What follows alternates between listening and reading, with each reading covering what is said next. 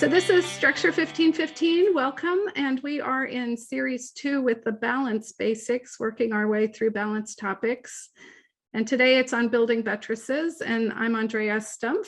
I like to start by sharing with you the 2 books, which is where most of the content comes from, although we actually go quite a bit beyond what's in the books. So my primer for partners, my book for builders. I'm very excited to let you know that I just this week found out that the book for builders actually won 2 new first place awards. So that makes 5 awards in the past year, but I won the first place in the Independent Press Awards for the reference category and also for the interior design nonfiction category. So that book is definitely getting some recognition, and I hope it proves helpful to all of you. That is fantastic. Congratulations. Oh, thank you.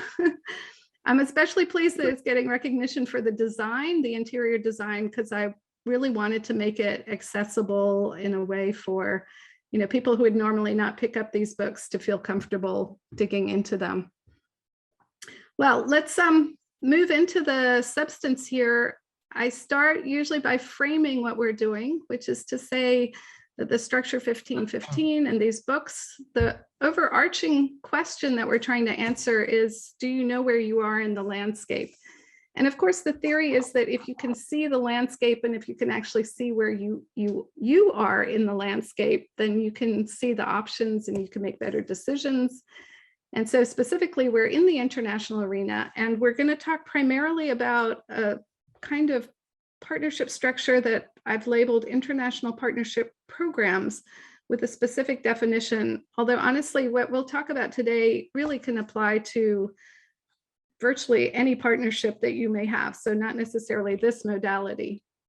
But definitionally, just quickly, the international partnership program modality that I am so enamored of, so passionate about, is this combination between the old and the new. It's a kind of hybrid, it's a combo. We're in the international space, but it just takes 2 elements to create this kind of partnership. And it's basically a new element, which is a dedicated convening of the partners, so a governing body of some sort. And it's supported by something that already exists. So that would be an existing entity, an organization, like a multilateral development bank, or a UN agency, or other international organizations. So it's this new with the old combination that's so powerful. And most of these also have a third component. So you have these 2 definitional pieces, but very often there's also some kind of dedicated funding vehicle, whether it's 1 or more trust funds or even other vehicles that make up or that are part of this partnership. So with that definition, we're now on the topic of building buttresses, and we've been working our way through the topics. And in the context of building buttresses, we're going architecturally again. So last month, we talked about foundations and how important that firm foundation was. So now we're actually moving just a bit beyond and looking at the buttressing, and it's really more of the structural piece that we can build onto the other elements of the partnership. So any of you who went to, I guess, college, university, and took Art 101, you probably came across flying buttresses in that case. And the exhibit A for this, of course, is Notre Dame, which was one of the earliest, which was built in 1163. They started it then. It took quite a while to complete. But this is the medieval Gothic time. And it's quite amazing what they were able to do with these great architectural structures, these cathedrals, in terms of projecting the supports and then thrusting these arches that allowed you to have more height. So you could have these vaulted roofs and also more width. You could really externalize and widen the walls. And what you're doing with these buttresses is you're transmitting these lateral forces across a span of intervening space and dispersing the pressure from the roof downward and outward. So it's that outward piece where you're distributing the weight of the walls and the high ceilings to allow these amazing structures. Now, we don't actually have to aspire to be the world's tallest partnership program. I was really fascinated to discover that the Burj Khalifa has buttressing all the way up to the 156th floor. So there's quite an amazing amount of stuff you can do with these buttresses. But we don't need to go quite that far, but still all buttressing allows a lot of additional height and space. So let's look at it a little more specifically. I think of buttressing as really enabling an inclusive and transparent aesthetic. And so let me explain that. If you can see from the diagram, the buttressing is made up of two components. You have this arched flyer that extends from the side of the wall, and it connects to a sturdy pier. And as you can see, there are these arrows that are pushing out and down. So you're really creating a stabilizing force by adding these buttresses. And in medieval times, that allowed you to have these higher ceilings, these higher vaults. It also allowed you to have thinner outer walls. So you didn't have to have all that strength in the individual wall. You would have a kind of secondary wall through the pier. And practically speaking, that gave you the ability to have larger rooms or extra rooms for congregations, more inclusivity, I guess. And also stained glass. You had these much lighter walls. You were able to sustain a lot of glass and more light. And so if you allow me the analogy, in partnering terms, it's this added inclusivity and this added transparency, which can be also really meaningful in a partnership program context. And I have a question mark here next to cost effective because I'm not entirely sure. It would probably depend on the individual case, but I think it's also ends up being a very cost effective build if you do it in an efficient way. So I'm going to take you through some dimensions here where these buttressing components, so I think of them as complementary components that strengthen the partnership and that create some balance, how those work, and give you some real concrete examples. And I'll start with higher.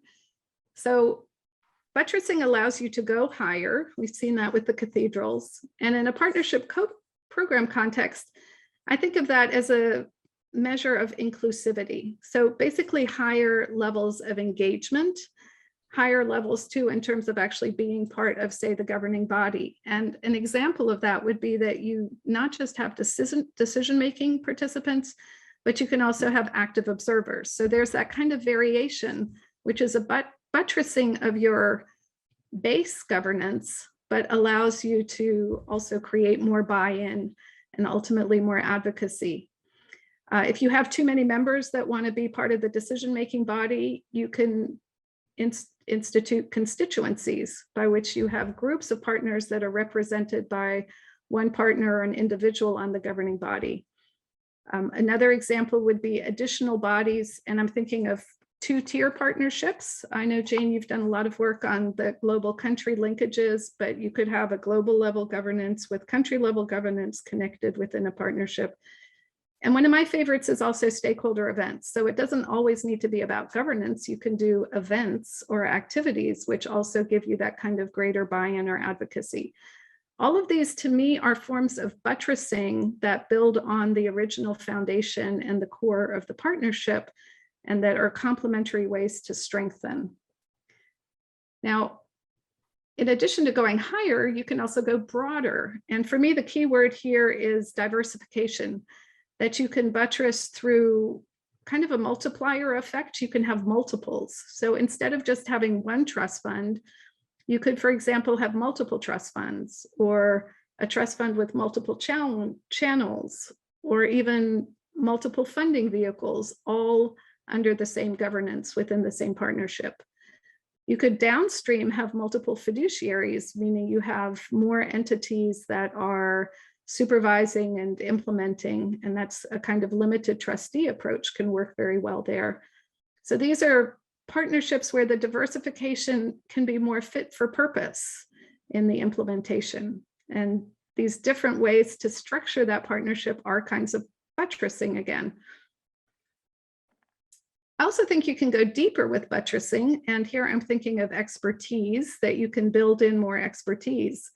So for example, the person sitting on your governing body may not be the sector expert, because that's maybe the high level person or the more political contact that you have, particularly in a donor context. But you can bring the expertise in. You can have working groups or task forces that supplement the work of the primary governing body. Many of these partnerships have technical advisory groups, which are other ways to bring in the expertise and maybe delineate the expertise from other things going on. And that can be very buttressing for the governing body, also for the secretariat, even the implementing entities. In-kind staff contributions are another example of expertise buttressing. So instead of just providing funding, cash, donors can also provide staff. And very often it's staff that has particular expertise that's valuable to the partnership. And I guess another way is the knowledge portals are ways of buttressing, bringing expertise into the partnership context, all of which is for the goal of ultimately more robust programming and implementation, and hopefully more informed activities and better results.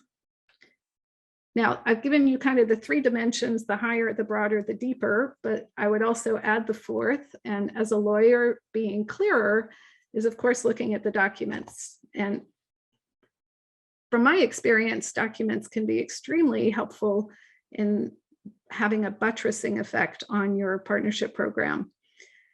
The key, of course, being that these documents that I'm thinking of are not the, say, signed bilateral agreements like contribution agreements, but these are the documents that are collectively agreed, that are adopted. And so, for example, a charter is a foundational document, but you can add to the charter through other documents. If, for example, you want your partnership to add private sector partners, you may decide that to just be sure that everyone's on the same page, there's a baseline of behavior and incentives that you want to put in place. You could develop a code of conduct, which would then be adopted, collectively agreed, and that could have a tremendous buttressing effect on how the partnership is able to operate. So you're probably getting the picture here. Ultimately, this is about thinking about where your potential weaknesses and sensitivities lie within your partnership, or wherever you might have some particular needs, and then thinking about ways to buttress the structure. So this is a really wacky, crazy slide here, but what I've done is I've taken 7 images from my primer in my book for builders, just to emphasize that these are structural ways to think about it. And so the first diagram, for example, I won't spend a lot of time on this slide, but that's just the governing body and the ability to include observer participants. The second diagram is multiple downstream fiduciaries. We've also got in the third diagram this 2-tier kind of governance. The documents in the fourth diagram. The fifth diagram is actually from our first structure 1515 that we did way back when, Like Rock, Like Water, which was about the carryover clause. So linking the charter to the contribution agreements, which I think of as a buttressing feature. Multiple trust funds under common governance is our number 6, and number 7 is the technical advisory committee added to the governing body. So just by way of example, as different types of buttressing that can be brought into the structure. So I just want to take a last moment to really think about mechanically what's going on here. And when we look at these structural components, we can see that there's these 2 pieces, the flyer and the pier, that the flyer is actually creating some space. It's separating out from the original structure. And in partnership terms, I think that gives us room to articulate. And I guess another analogy might be to think of music. You know, when we listen to a song or a composition, it's not just the sound, it's the sound and the silence, which makes the music. So here too, we have the space that's created through that flyer. And of course, the pier itself is then separate in a way that it's identifiable. And you've heard me talk often, if you've been with me before, about the importance of being modular. So this modularity is enabled through the flyer as this separate component by creating this space and then identifying what this component is. And it can not just be modular, it can even be movable. So for example, if you know that you have a secretariat separate from your trustee, if you want to spin off your secretariat functions, it's a lot easier if you've actually made it more modular. So you can observe that these components are both separate, which means they're delineated parts, at the same time that they are linked. They are connected parts. I find all of this just fascinating looking at, the architectural innovations of medieval times, that what they were doing is not just adding buttressing as an adjunct, but actually adding it as a feature in its own right, and just creating these unbelievably beautiful structures, which we can aspire to in our partnerships as well. And of course, historically, that's why we look at these in art history, because they are really definitional in their own right. And this idea of delineating and connecting is something you've heard me talk about before, particularly in the context of teasing out roles and responsibilities. So as we think about what roles the partners are playing and the responsibilities that attach to those roles, we are actually doing a kind of structural exercise that can have buttressing effects. Of course, at this point, before I close, I do want to go back to my partnership hat trick, which is to know your goals, know your roles, and importantly, keep it simple. So everything I've said up to here, of course, has been driving up the complexity. So it's still good to remember that ultimately we want to value simplicity, but in the buttressing context, it is possible that the buttressing, which adds complexity, may actually simplify the achievement of certain ambitious goals that you may have. And so what it really takes is doing the analysis every time. Is it worth it? And to really think about whether that added complexity is as simple as possible, at the same time giving you something that will help you towards your ultimate goals. So with that, I'm just going to complete with my partnering to go, which is always a quote from my book. This is from the book for builders. So stability is not just bottom up. That would be from the foundation, which we talked about last month. It comes in many different forms. The dimensions of a partnership program are not just vertical, but also horizontal. When we look horizontally, we can see additional opportunities for increased stability. Bottom line, if partners think about where their sensitivities and vulnerabilities lie, there are 100 and more ways they can leverage structure to build stability. And that's my story. And we'll have strengthening the core. So we'll go back to the center again next time on April 13th. But for today, that's what I wanted to say on buttressing. And I will now stop the share and invite you all to contribute. And great to see all of you here today. Thank you so much.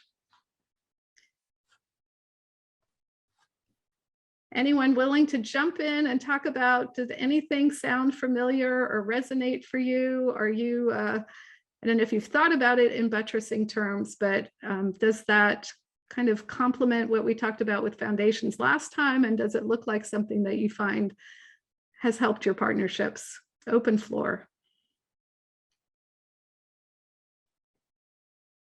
Uwe, I see your hand. Yeah. I'm so sorry. I've been ignoring your hand. Okay, please. And Uwe, I see Jane raising her physical hand. So I think we're pretty informal here. Go ahead, please. Thank you. No, thanks. And I missed your last discussion, so I don't know what you discussed. But one thing that came up, obviously, I do think it's important to have these buttresses and some formality in a sense, right? Writing up what you want to do in this partnership. I was only just wondering from your perspective, when is the right moment to do this? Because I think from where I sit now in UNICEF, I think many of these partnerships evolve organically, they grow, and at some point in time we realize, oh, I mean, we have some kind of governance structure, or informal, in an informal way here.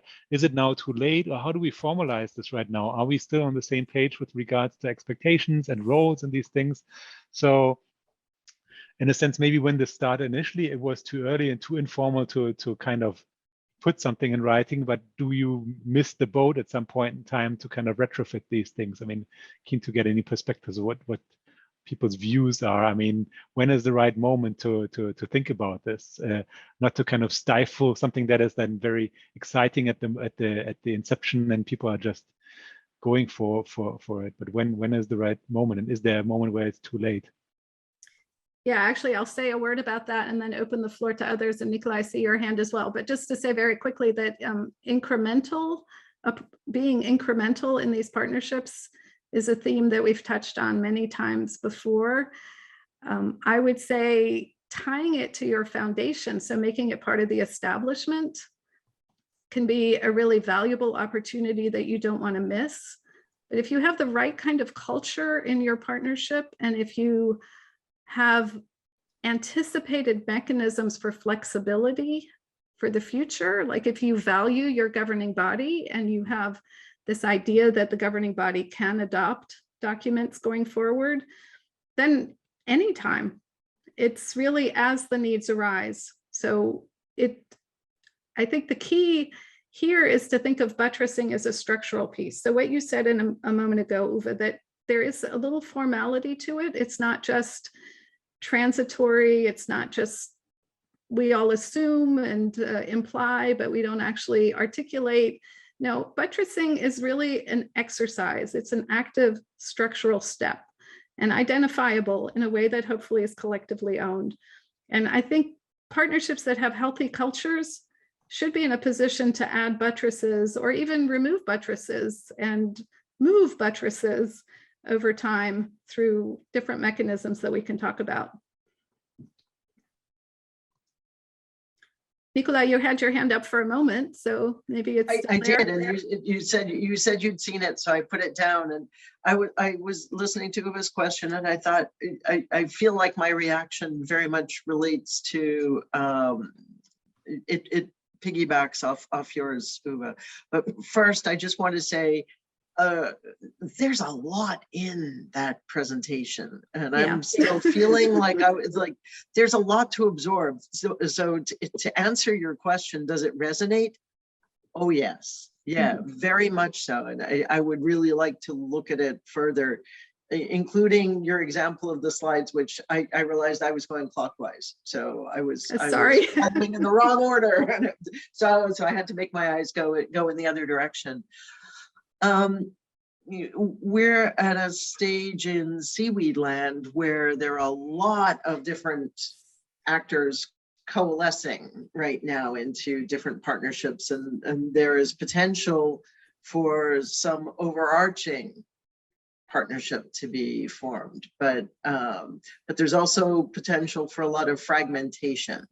So I'm wondering if this is a question to put in the buttressing conversation, but I feel like how can we use buttressing to help to develop the best possible outcome for a sector where there's a lot of movement, there's a lot of kinetic energy, in fact. How do we use these principles? What would you advise?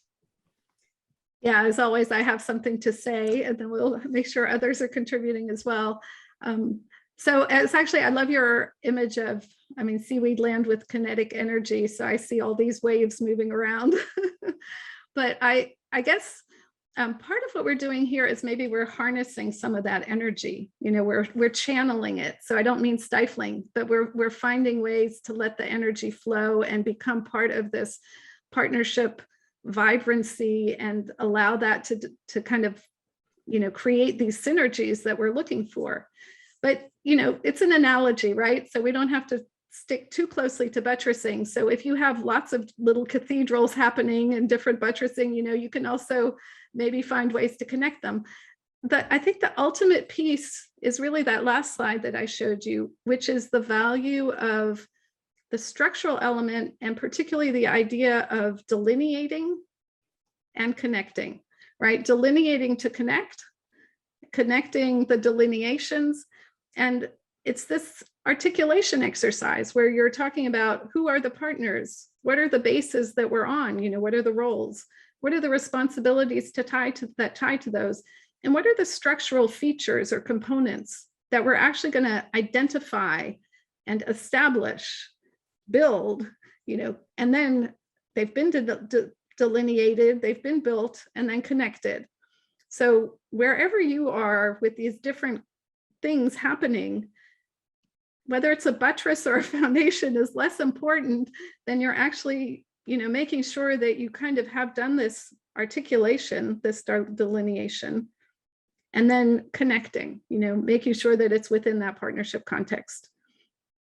A little oversimplified, but I think that would be the message.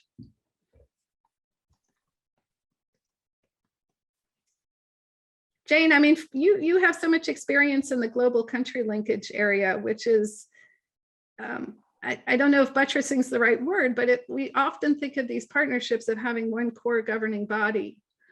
And it does definitely get more complex to create that country level as well.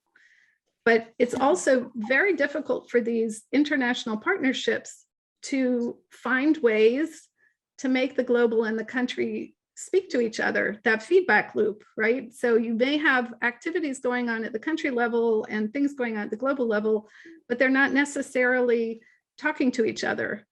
The global may not be informing the country and the country may not be informing the global. So, elements of buttressing, I mean, first of all, creating that country level governance so it's identifiable, but then also thinking about what are those linkages? We didn't just create and delineate, but we're also thinking about connecting.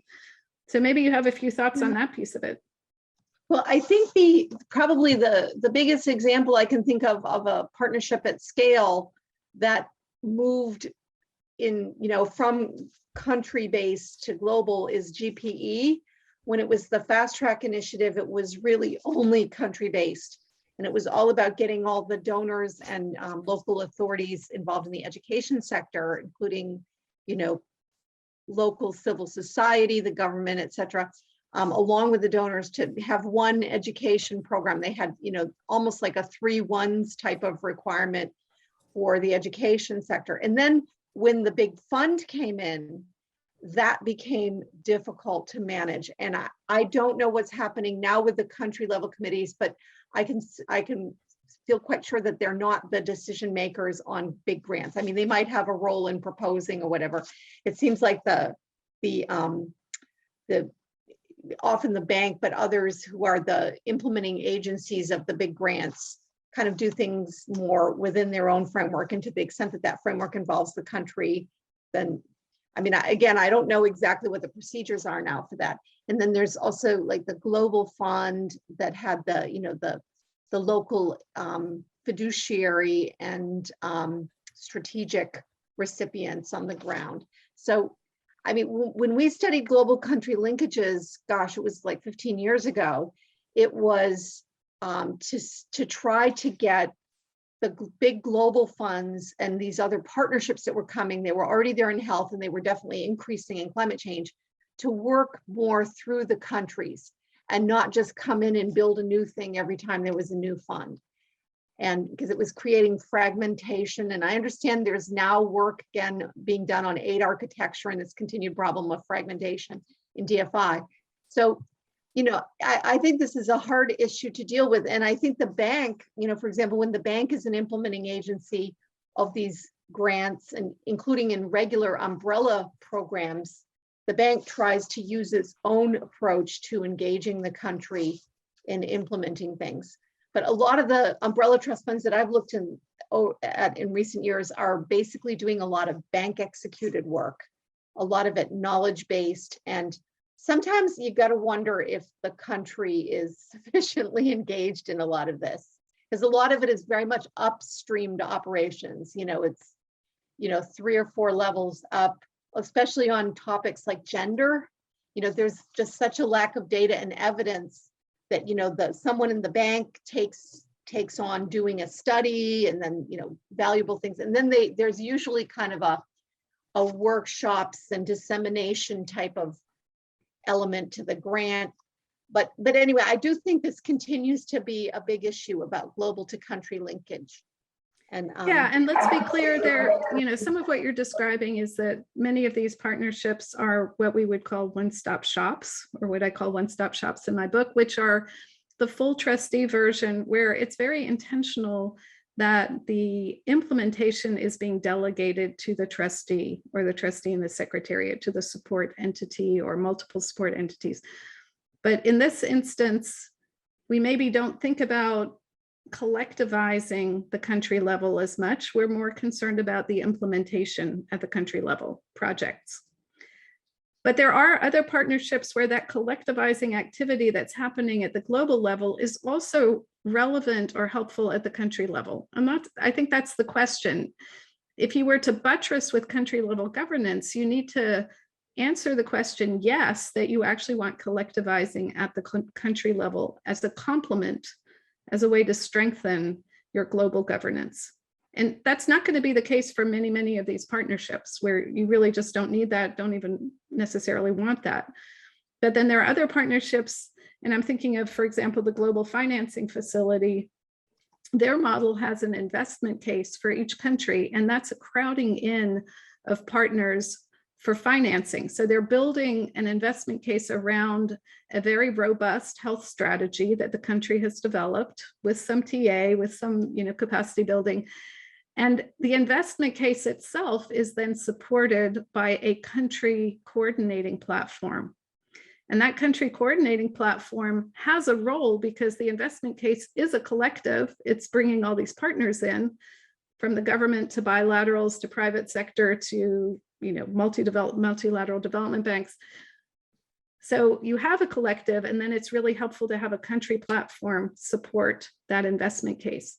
But that's a specific model where that collective at the country level justifies the added complexity of the second tier governance.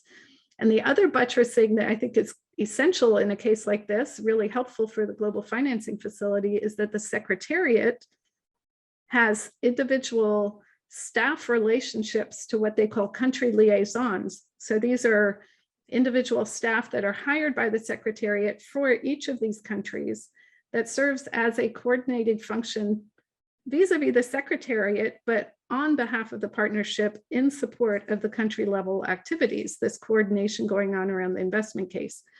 So it's reinforcing, and it's very deliberate, back to Uwe's point again, it's, there's a certain formality to it. We know this is the country liaison, we know this is the coordinating platform, so it's structural, but it has its place in that context. Again, answering the question, is the complexity worth it?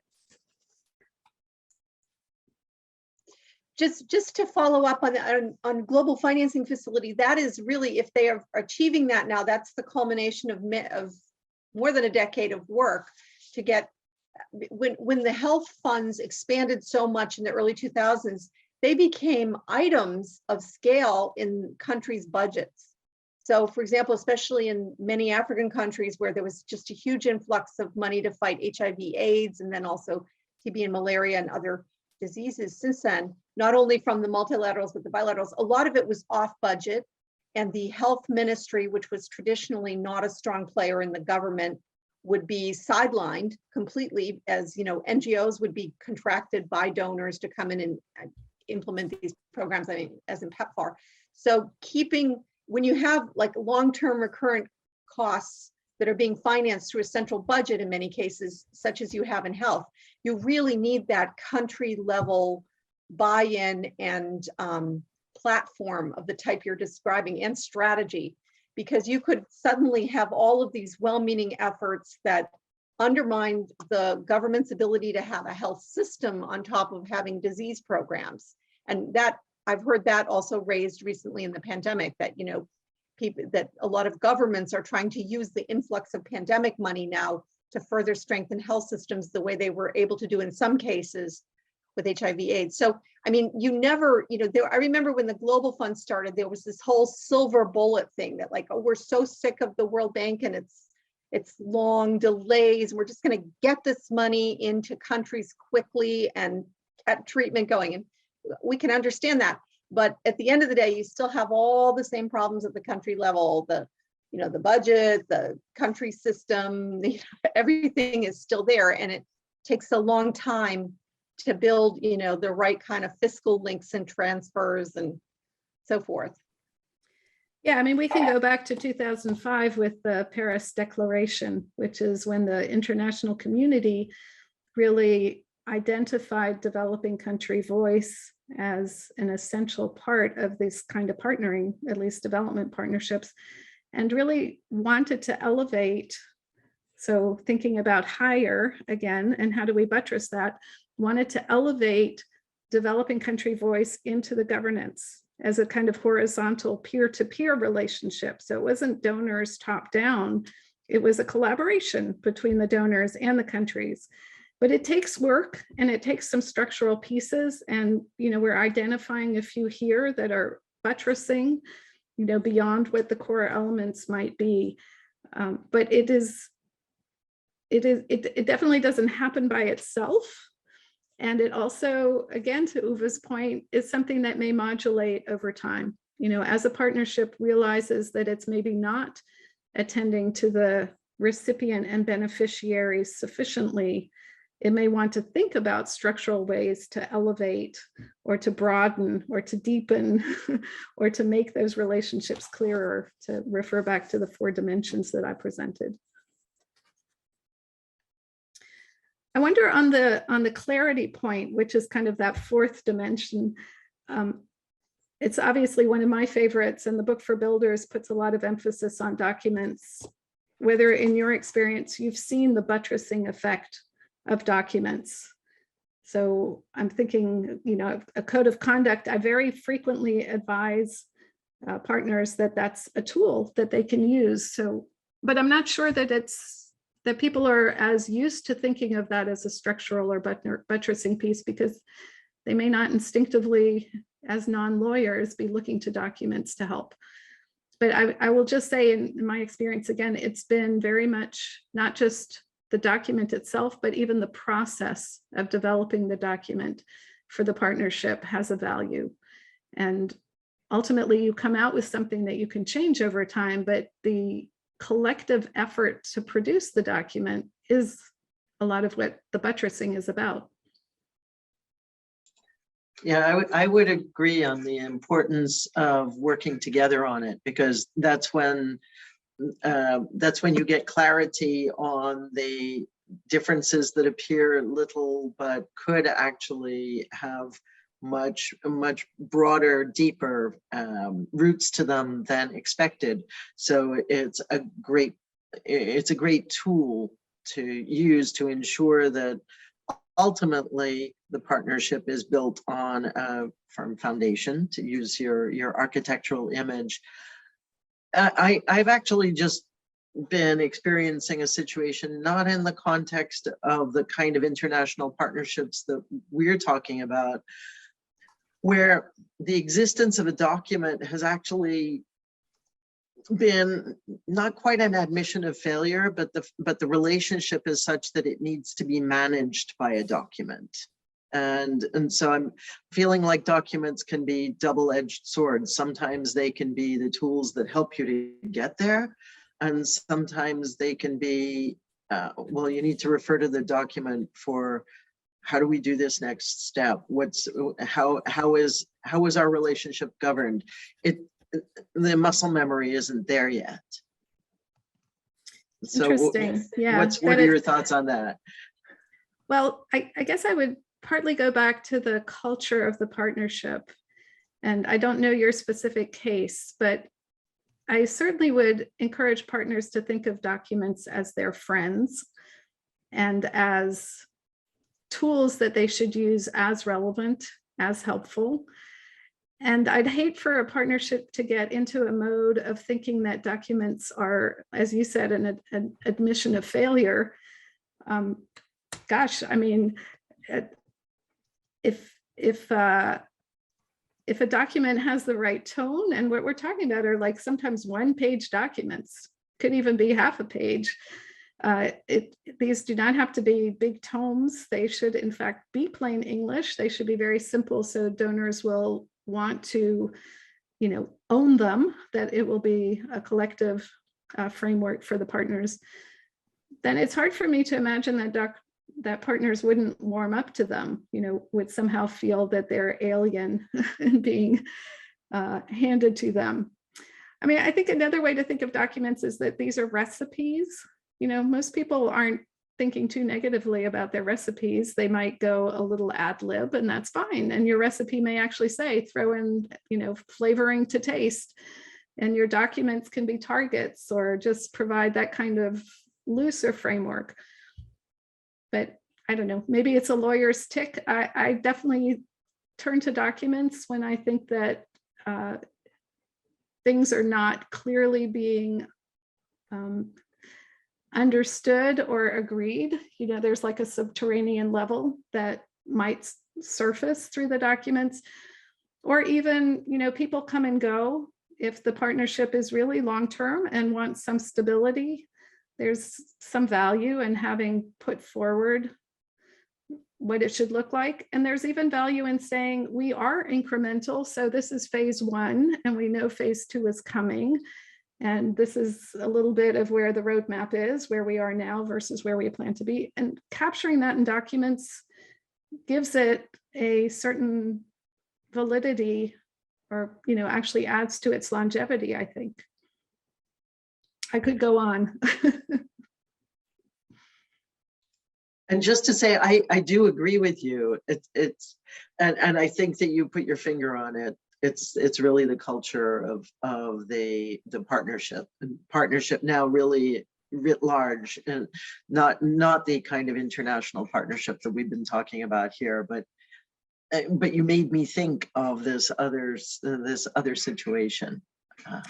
Well, I think I can even amplify the comment further by underscoring, as I do in my books, these partnerships are nothing if they are not documented. I mean, you do not register them in the, you know, Swiss registry of, you know, Swiss associations or whatever. It is by definition an articulation of the partners, whether it's through bilateral agreements, you know, contribution agreements that set up the trust fund and define the trustee relationship, or whether it's a more collectively agreed document like a charter. If it's not articulated, it ain't nothing.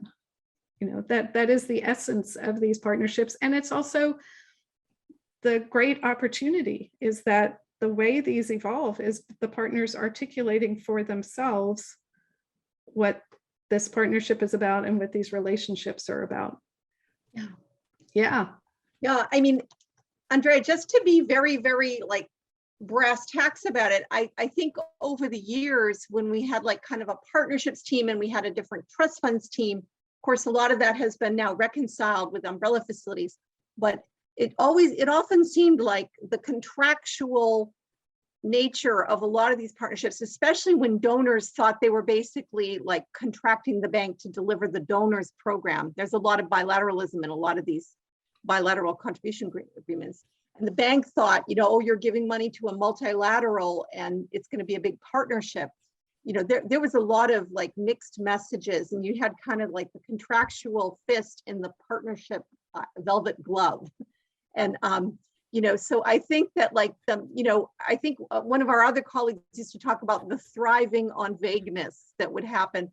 And so I think that your work is so helpful to trying to reconcile this. And I think a lot of the scaffolding that you mentioned, if it's scaffolding to like a strong, clear contractual core, then you can do all of the other things. You can be more inclusive without kind of, you know, creating contracts that cannot be executed. You know, there were cases, I'm sure you remember a lot of them, where this like double speak had become so big that it put everyone kind of in a difficult situation, especially in very contentious topics like climate and forestry, for example. You know, everybody wanted to be agreeable, but really they didn't agree. Yeah, actually, or maybe mining. Yes, also, right. Just a slightly controversial topic. Yeah. Yeah, like I said, find your weaknesses and your sensitivities, figure out where those are. They'll become apparent probably over time anyhow. And then think about what you can do to manage those. And some of those answers are going to be structural, and a lot of it is going to be on the level of articulation as a form of structure, so through documents. But I'll just emphasize that transparency point again. So as I was preparing the slides, I was just kind of like, okay, where can I go with this, right? And I started to realize, you know, these amazing stained glass windows and what they were able to do in creating that kind of beauty and that kind of space, but also that kind of light, and the light coming in and creating, well, in partnership terms, transparency. If you're in bilateral agreements, contribution agreements between the donor and the trustee, and everybody has a different agreement. I mean, they may have common terms, but it's still these bilateral relationships. There's not as much of a partnership there, and it's certainly not very transparent if you don't accompany that with the collective documents, charter, code of conduct, operations manual, whatever your collective documents are. So transparency is a value, and we talk about it a lot, but we don't necessarily talk about it with partners to each other and among within the partnership, that partners are also transparent. So we can think about it upstream in terms of partners coming in. We can think about it downstream. And as the activities are diversified among different entities, is that transparency, there are connections, linkages that can be developed to enable, to buttress that kind of transparency, which again, it all takes work. It doesn't happen by itself, but there are structural pieces that can facilitate that. Yeah, Jane, I think your notion, oh yeah, go ahead. Sorry, Diana.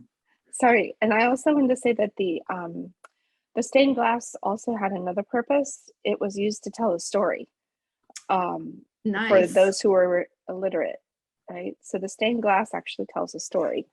It wasn't just beautiful to look at.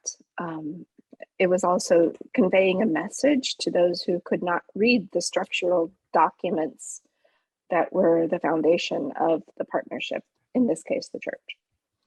I love that image. If I were to do these slides again, I would add the slide because you're feeding right into my clarity point, that you can use these documents, that there is a collective sharing of the narrative, sharing of the jargon, but also, you have a common appreciation of why you're there, right? And maybe it's a common mission is where you start, common objectives, an articulation of the activities, of your results framework. It's accessible to everyone, right? Because excellent. Because if you can't read, you can see the pictures, and you can see the story, and you can see the parables and the lessons that are being taught.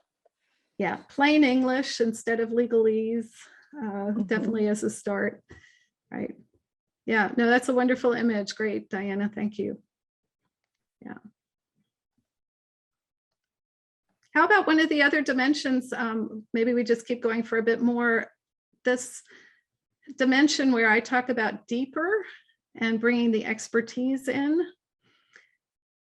I don't know that partnership structures are frequently set up with expertise in mind. They're set up for governance, power of decision-making. They're set up for money, the power of the purse, the flow of funds, but they're not necessarily set up for expertise per se. And I'm thinking of expertise in terms of what the partners themselves are bringing to the table. So comparative advantage that they may have in their sector experiences. So not just expertise, but also their own experiences in the field. I'm also thinking of expertise in terms of knowledge portals. So creating and sharing knowledge, how are we really attending to that?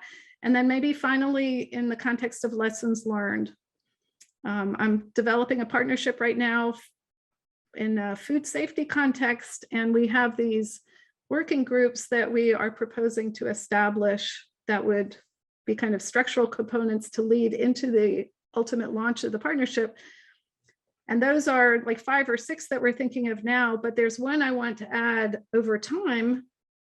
And again, to this point of when do you do it, incrementally, I want the lessons learned, whatever it is, working group, subcommittee, give it a name, but the idea that we have this feedback loop in terms of decisions being made by the partnership, but then seeing how it affects the implementation, and then looking at the implementation to re-inform the decision-making. So there's this constant healthy cycle of expertise that informs the downstream, and then the downstream informs the upstream.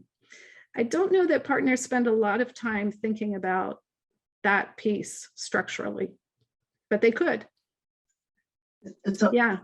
That one really jumped out to me thinking about the GAFSP, because I think the founders of GAFSP really did think about building an expertise in a number of ways. So in terms of the governance structure, there's a steering committee, and there are seats reserved for regional experts. So they're independent regional experts. That's one.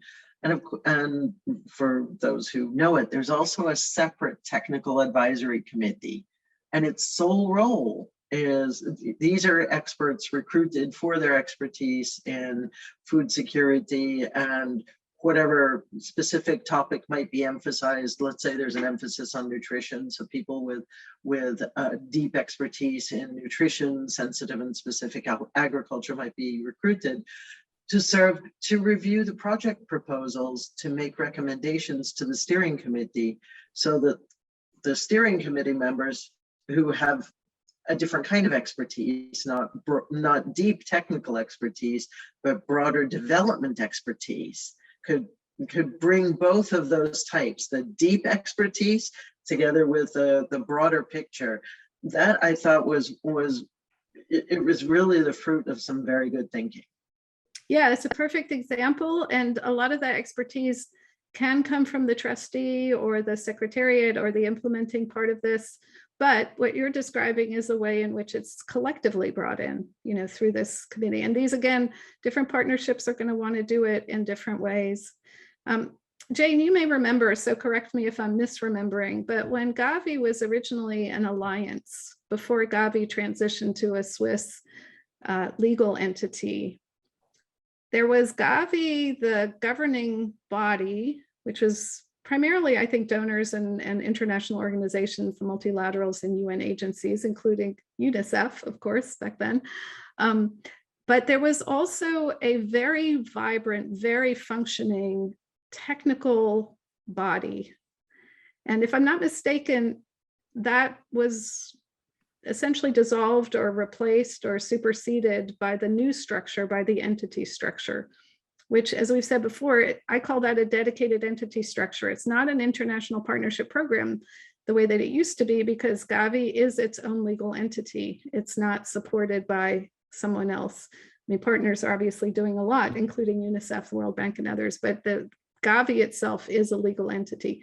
So it lost that really vibrant technical collective convening, which was a big part of, I think, what had made Gavi very successful to that point. And I don't know enough, but I'm thinking that Gavi found other ways probably to bring it into the corporate structure that they then built, to make sure that they kept that kind of collective edge on the expertise. But I'm not so sure. And of course, they also got much closer to the 501c3 type representatives in the context of the new Gavi, which of course was now many years ago, but still. So some trade-offs there, but again, maybe an example where the international partnership program structure gives you a lot of flexibility to do things structurally that a dedicated entity partnership structure might, like Gavi, might define statutorily much more what you're really able to do and how that all integrates. So we're almost at the hour. I don't know if there are any other thoughts or any other questions. Again, buttressing by analogy, not to be taken too literally, but I think at least some nice images from Art 101. And now we also know that the tallest building in the world is a feat of structural buttressing. All right, wonderful, everyone. I am going to close for today and hope to see you in a month when we talk about strengthening the core, and we'll see where that one goes. All right, thank you all. Take good care. Bye-bye. Thank you. Bye-bye. Bye-bye. It was great as always. Thank you, Nicola. Thanks, everyone. All right. Thank you. Bye-bye. Stay Bye-bye. safe all. Thank you, Kareem. You too. Thanks so much. You too. Bye.